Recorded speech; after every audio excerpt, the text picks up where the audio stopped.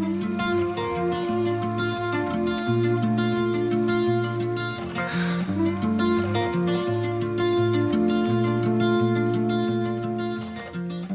parents got divorced, and I've always joked that my parents had part-time jobs, both of them when I was growing up, on top of their full-time jobs, which was just getting married and divorced from people. I love them both, but lots of marriages. I always felt like I'd processed all that and I'd swept the emotions under the rug or whatever. I'd always said this out loud about myself. And I realized that that's not 100% true. But the difference is I didn't realize it because I didn't know how to process it. So my ability to turn every negative into a positive is good and bad. I've repressed real trauma. I had this moment, my son is 10 now, so this is when he was 8, where it was a Saturday morning. We were getting ready to do something, run around, do something fun. And I was looking at him and I just immediately, for some reason, started thinking about where I was in my life when I was that age. And I could picture my life and what was going on, and it immediately made me very sad. And then I told my wife and I became emotional. And then I was like, I don't remember that being sad then. And then she said, does it make you have grace for yourself? And I said, yeah, absolutely. So then they went and got in the car and I was like, all right, let me fill up my water cup or whatever. And I remember standing there at the fridge and then started crying very hard. It was this crazy release. So I kind of went to the counselor with that, and I was like, I was fine then, I thought. And he just was shaking his head. He was like, you were clearly in no way fine.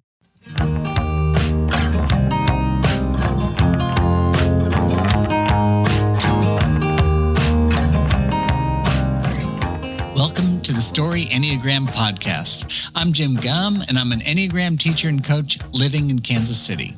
Today, we're going to hear from some self-preservation sevens as part of this season's series on the self-preservation subtypes. The Enneagram Self-Preservation 7 is called Network. They're pragmatic, resourceful, and optimistic. The Enneagram 7 lives on the sunny side of the street. Even though life may be hard, they're able to convince themselves and others that they're just fine. The Self-Preservation 7 pursues their interests by connecting with others and building a network of relationships to satisfy their desires. Have you ever wondered why some people's connections allow them to experience so many wonderful things? Today, we're going to listen to stories from Self-Preservation 7s to understand how their outlook on life and their ability to resource their relational network make for a rich and meaningful life. As you heard Billy share in the opening, Enneagram 7s have the ability to focus on the positive. Listen to how Matt describes his experience. Yeah, I remember even as a kid really loving drawing and coloring. I still have a vivid memory of my dad showing me how to outline the coloring shapes, and then shade it in the middle. And I was like, oh my gosh, that's so cool. I liked being creative and drawing and getting more into it as I got older and in college, having to have a hard conversation with my dad. I was like, Dad, I want to major in art. And he's like, no, you can't do that.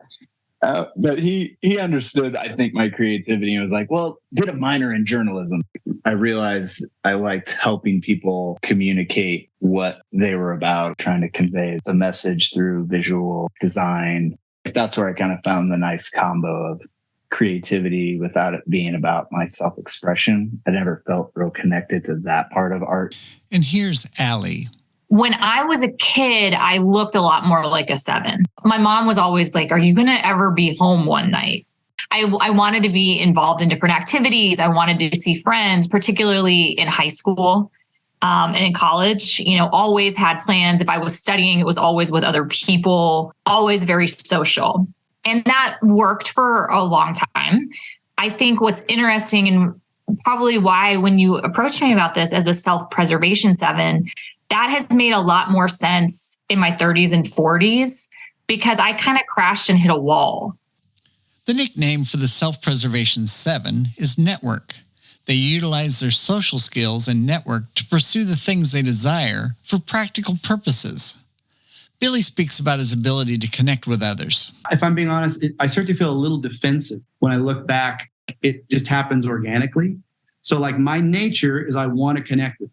I love to make friends. I love to talk to people. Allie will be like, why are you giving the Disney Plus tech support person so much airtime? I'm like, she's laughing her head off, and she's helping me. But it's 8 and you were calling her to try to get the Disney Plus to get back on so we can watch a 15-minute show with our kids who need to go to bed, that kind of thing. And again, that's just because it's fun to connect with people. That's my job, also that works out, leading a nonprofit. It's just like being part of a group and connecting with people, making relationships. Allie would say, she's often said that one of my spiritual gifts is getting free concert tickets. Listen to how Matt experiences his network.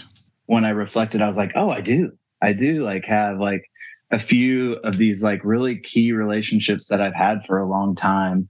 Those key people in my life kind of connect me to other people. What are the relationships that either I'm like, that person is really interesting. I need more of that in my life. I think they're sort of like avenues to ensure that I don't get stuck or bored. There's kind of like a gate fee for that. And that's like, you have to be interesting. There's something, you have to be interesting to me.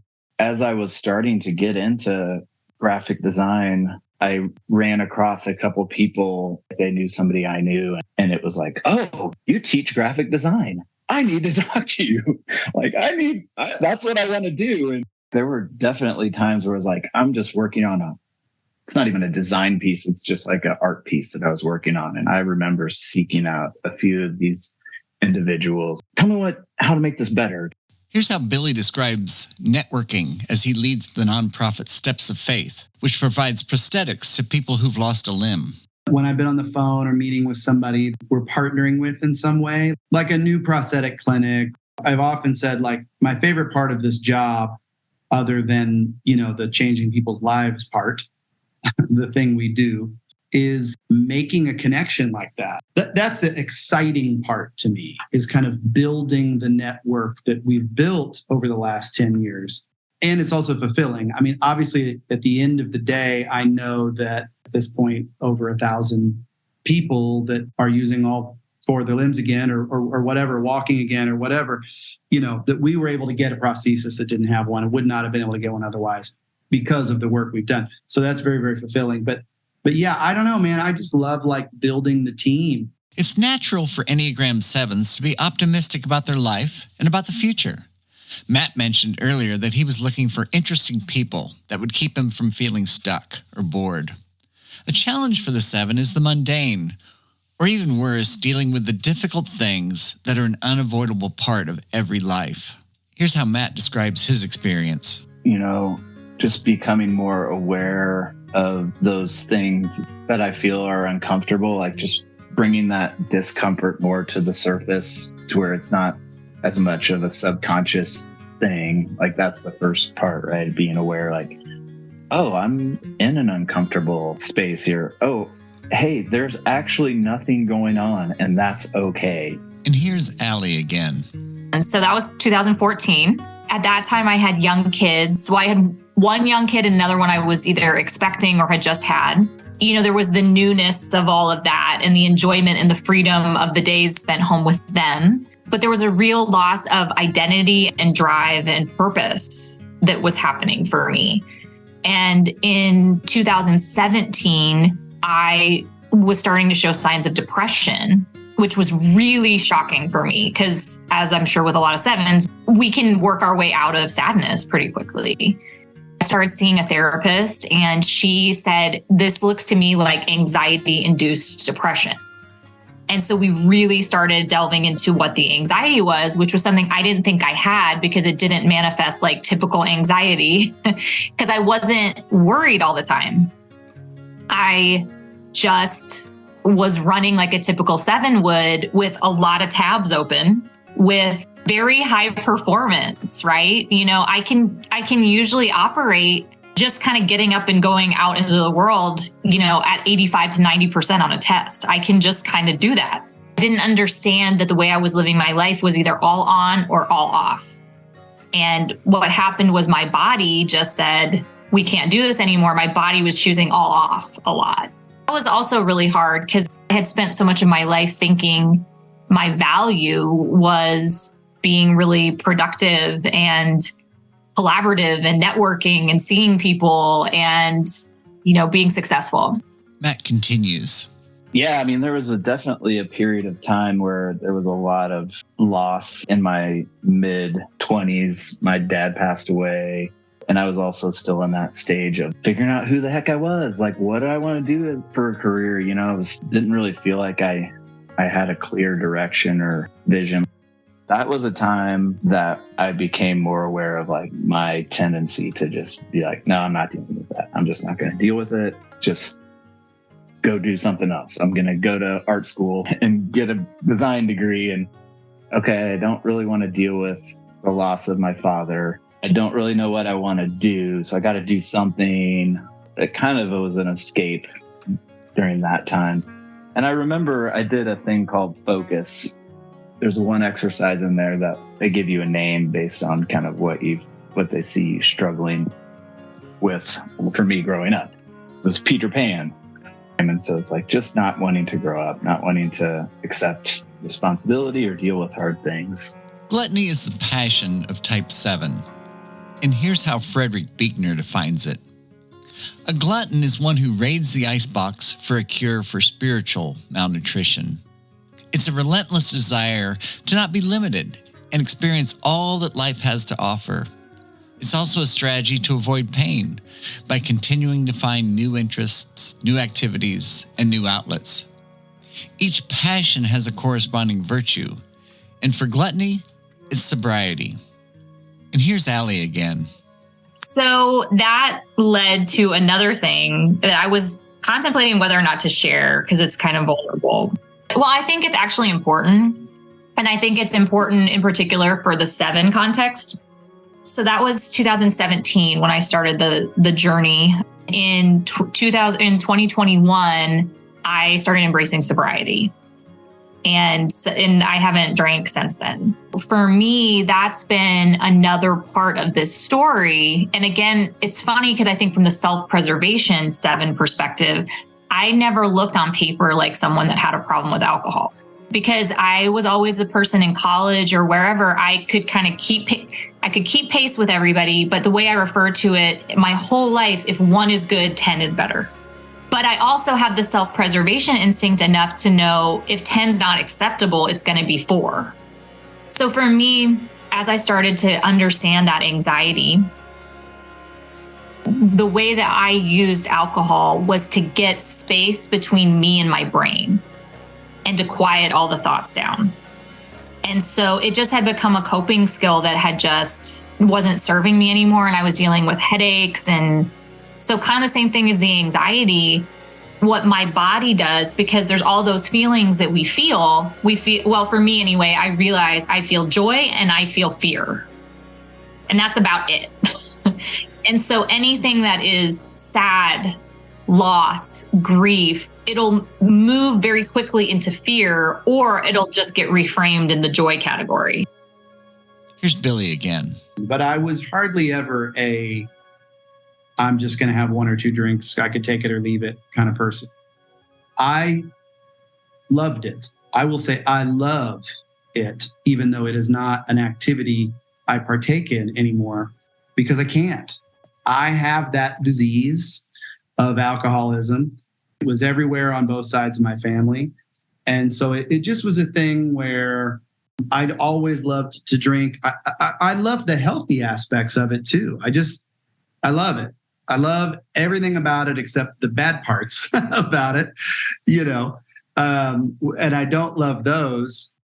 It just was fun. And my wife, that was not her thing at all. And so I remember we were dating and I was on tour. We were on the phone after a show and I was definitely had way too much to drink. And I'd said something to her that I do remember.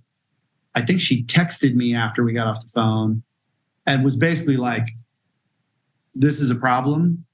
You could lose me because of this. This could be a deal breaker. Both Allie and Billy describe sobriety from alcohol.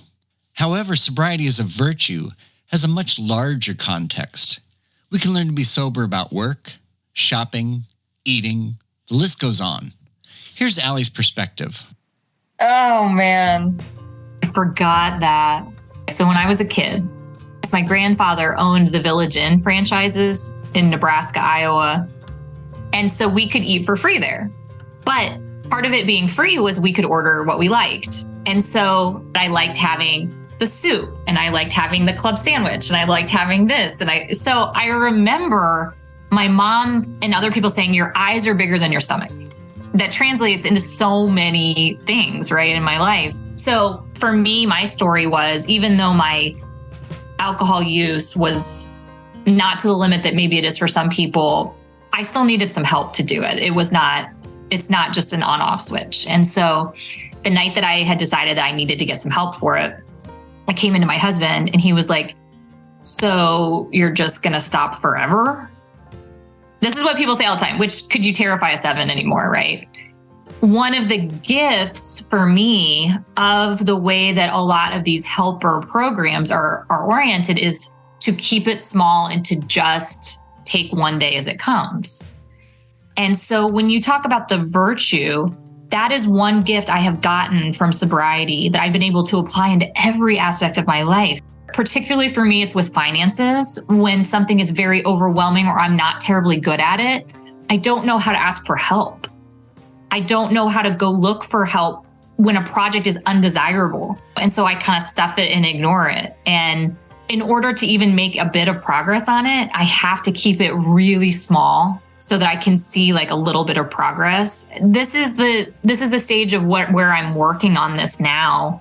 It's kind of moved from the substances and the thought and the limiting self-beliefs that now, like, there's some stuff I got to get in order. As I talk about this, my stomach turns. I'm just like, oh, like, I don't want to adult and do this crap. The upside of the 7, the optimism, the creativity, the need for adventure doesn't disappear when life gets hard.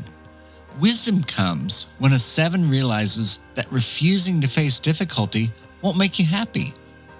Here's what Matt has learned. I think that was a pretty fundamental one, realizing how I have something I can contribute here. Me being married to a more emotional person, to not feel like I have to take on her emotions necessarily, but to be more empathetic and instead of trying to fix her emotions or make her feel better because she's sad about something or anxious about something, like, to sort of sit with her in those emotions. I think it's been good practice for me. I think what I'm working on now is being able to sit with her in those emotions and be empathetic, and then sort of do an inventory. Like, am I feeling like that? Like, oh yeah, I am. Or like, oh no, I think that's just kind of something that she's processing through, and I can support her by just listening and being present without trying to offer any sort of way out as I would want somebody to do for me. Enneagram 7s can find true satisfaction by leaning into life's hard lessons. Those lessons can be transformed into joy far beyond what chasing after happiness could never deliver.